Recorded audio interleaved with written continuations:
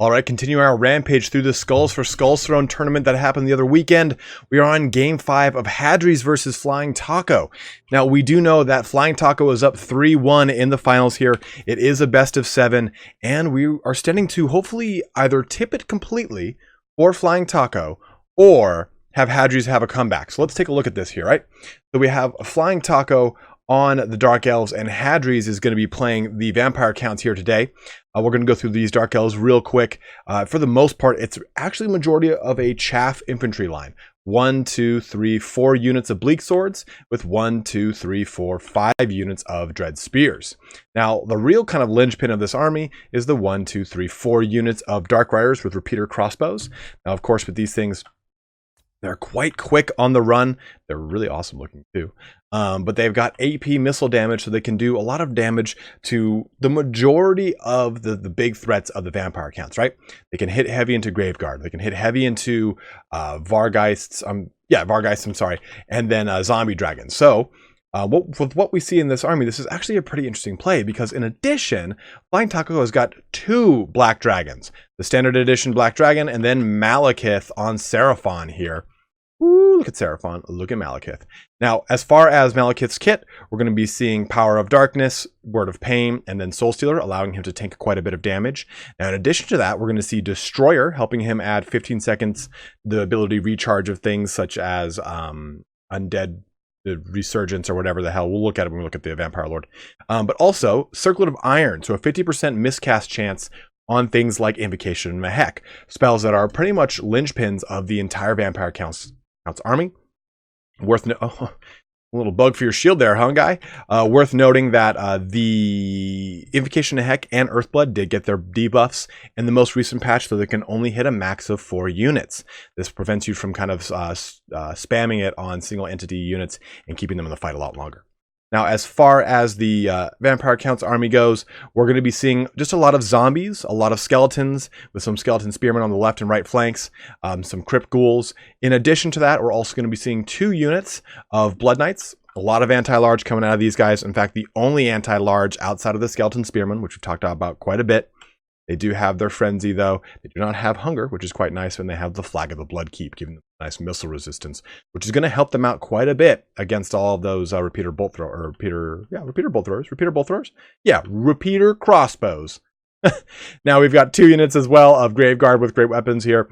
These guys are no doubt put in place to threaten a lot of the elite infantry you would typically see in a Dark Elf army, but Flying Taco did not field that. So while that is the case, these guys will still do great against the standard chaff because they have anti-infantry as well. 2 units of Fellbats. Then we see a Von Karstein Lord on a Zombie Dragon. He, of course, has the Flock of Doom, Invocation of Heck, Transformation of Kadon, which summons a Vargulf for the Vampire Counts Lord. And then, where is that ability I was going to talk about? Oh, Storm of the Night. There it is. So Storm of the Night, as well, is a Vortex ability. It's going to lock things in place, 72% reduction to their speed, while also giving them a little bit of damage as well. So this is a Lord ability. Same thing with Undeath Resurgent. So these things will be subject to that, to the Destroyer's 15-second increased ability recharge. We can see a Necromancer that is simply going to be a Winds of Magic battery, has its Forbidden Rod, and then lastly the Claw of Nagash, the coveted Mortis engine of the Vampire Counts, as we've talked about as always. The Reliquary of Binding giving some good healing. You've got the Blasphemous Tome giving some passive Winds of Magic regeneration, and then the Reliquary Corruption, which does the famous Mortis engine effect damage while this Claw of Nagash is in combat. Let's see this bad boy underway here. Remember, this is Game 5. Hadres is fighting to stay in it at this point, so he has to really pull out quite a few stops here. He's already got some repeater crossbow action going off into the Blood Knights, and you can see it really did a little bit of damage in just 1 or 2 volleys there.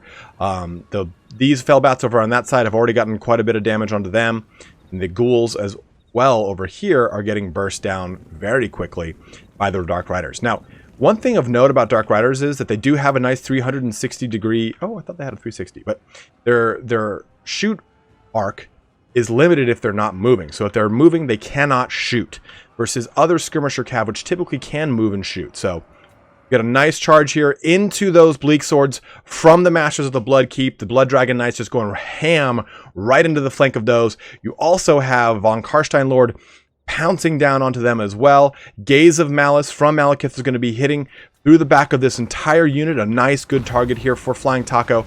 Now, Hadres is doing a really good play here. He's using the Von Karstein Vampire Lord to bait the heavier, bigger targets, the Black Dragon, for example, into these engagements against these Skeleton Spearmen and against the Blood Knights. This is a really good play on Hadres' part. Soulstealer drop down with Invocation of Nagash and Undeath Resurgent. This is no doubt going to help heal him, but at the same time, Soulstealer would have helped him, him being Malekith, tank a lot of the damage there that he would be dealing as he jumped into that fray. Blood Nagash trying to jump into that. Word of Pain onto this unit of Blood Knights, reducing their melee attack sufficiently and their accuracy as well when it comes to range damage.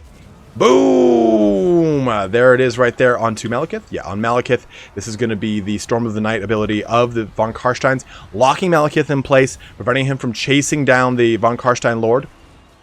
The Blood Dragon, the Blood Dragons, swarming onto this Black Dragon here to try and get some value out of this exchange. Even though they have Word of Pain, they're just trying to keep him on the ground and suppressed so they can do quite a bit of damage here.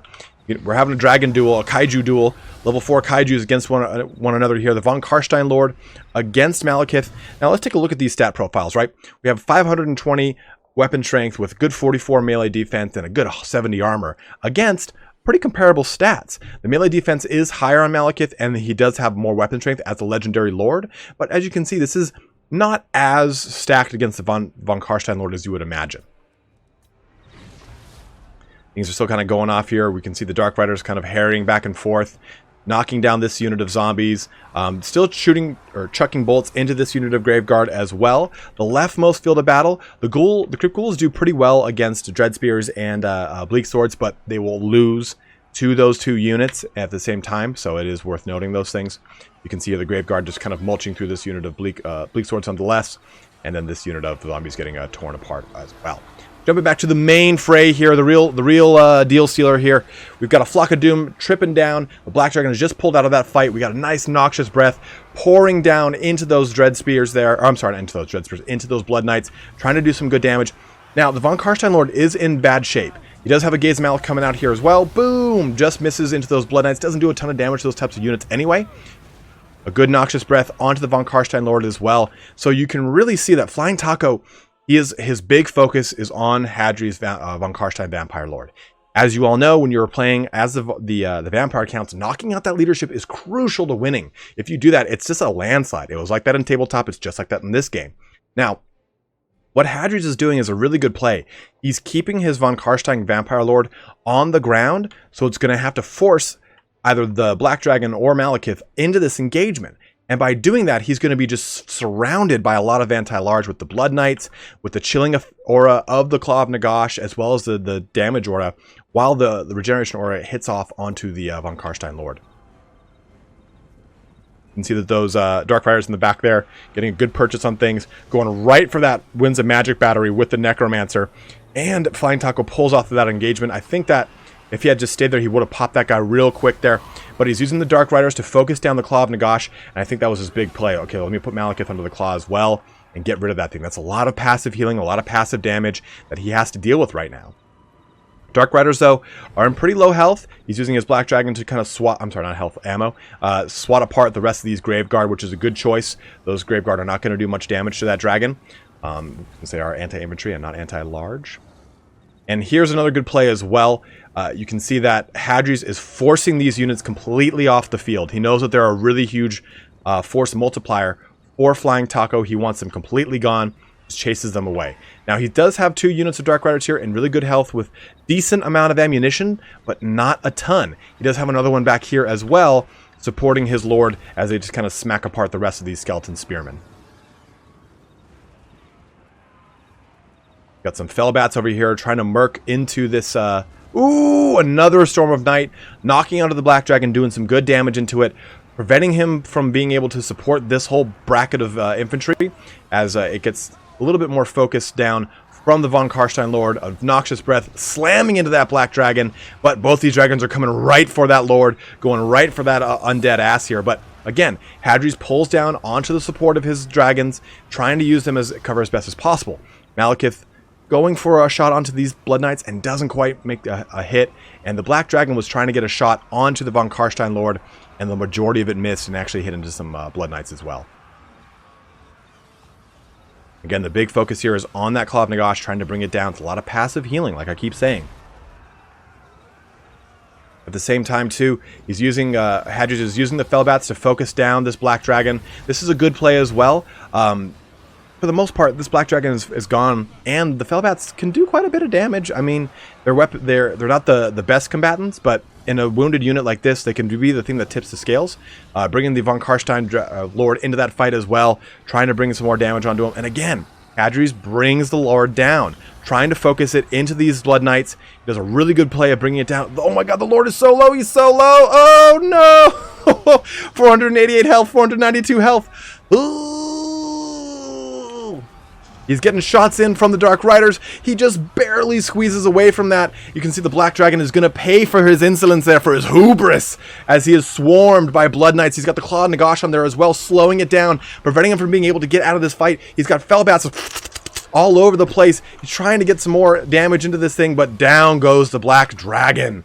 And still, all that's left on this field, really, for the most part, for Flying Taco, is Malekith, is a unit of Dark Riders over here, and a paltry unit of Dread Spears. He does have this unit of Dark Riders as well, and a rallying units here and there. But for the most part, the majority of his army has been kind of put to the field. He's got this unit of Blood Knights trying to put some pressure onto these Dark Riders. He's getting this Claw of Nagash in there as well to try and slow them down. It's getting that pass, you can tell right here in the lower left corner. There it is. Oh no. Well, in the lower left corner, you can always see what is affecting a unit, and they were getting slowed down. What I was trying to say. But either way, Malekith is back in the fray here. He's trying to support his Dread Spears, do some damage into these Grave Guard over there as well. The Blood Knights just kind of cavorting around the battlefield, trying to kind of keep things going for him. As a whole, though, you'll notice something. The Von Karstein Lord has fallen. I believe it's somewhere around here. I mean, we can see one dragon. There's the Von Karstein Lord. He has fallen. He has been completely ripped apart by the remainder of the Dark Riders here. And really all that's left on this field of battle is Malekith. I mean, for the most part, the Dark Riders are kind of dwindling for the most part. You do have these two units of Blood Dragons, but you still have that Claw of Nagash. Claw of Nagash is going to give a lot of passive healing to these guys. There's going to be a lot of damage that they can outpour. Standard Ground has been popped onto Malekith, giving him some good melee defense, helping to kind of subvert a lot of the damage from the Blood Knights as well. Trying to kind of even the odds here a little bit. Blood Knights coming in for another charge.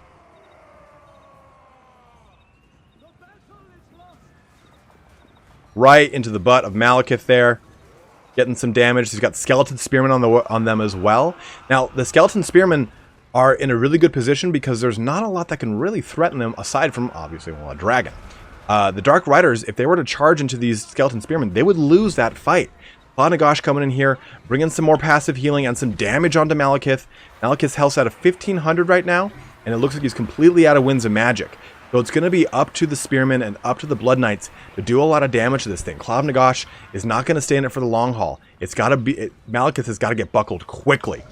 I think that Flying Taco sees this, though. He's starting to focus his Dark Riders onto the Claw of Nagash, and Malekith is dwindling. He's at 800 health now. He's dropping lower and lower still. Oh, no! He's just being swarmed by Spearmen and by Blood Knights. The Claw of Nagash is doing its toll on him. 582 health. Trying to pop that Nagash, the Claw, before it can do its final death toll upon Malekith. 322, 319... 44 health, and Malekith has fallen. And that is it. That puts the rest of the Dark Elves to flight, and they lose just barely. Just barely. Flying Taco falls to Hadres' vampire counts. And that was such a close game. You really saw how those Blood Knights were being used back and forth across the battlefield to really put so much pressure on the Black Dragon, on the Malekith, and Malekith. Hadres did such an amazing job of keeping his Von Karstein Lord on the ground when there were engagements that it looked like he was going to get 2v1'd by the dragons. He put him down on the ground. He used the supporting mass of all the Spearmen and of the Blood Knights to pin the dragons in place. This Black Dragon got hit so many times by a lot of really good charges from the Blood Knights because they were pinned down, and they were able to pin that dragon down in place so well. As a whole, though, you saw Flying Taco's army performed very well against the majority of Hadres' army. I mean, for the most part, the Graveguard were able to deal with whatever was sent their way. But the Bleak Swords were able to put the Crypt Ghouls down, the zombies down. The Skeleton Spearmen, though, were just not able to be focused 100%, while Flying Taco was trying to focus on the bigger threat, which was the Von Karstein Lord and the 2 units of the Blood Knights. I think maybe had there been 1 or 2 units of Blackguard of Nagaron, maybe they could have used as a better lynch, or at least opinion against the Blood Knights. But then again, you would have had to deal with the Graveguard, which would have been hunting them a little bit more. Also, the way that the Dark Riders were able to get around the battlefield, I think really helped Flying Taco, because he was able to put a lot of pressure.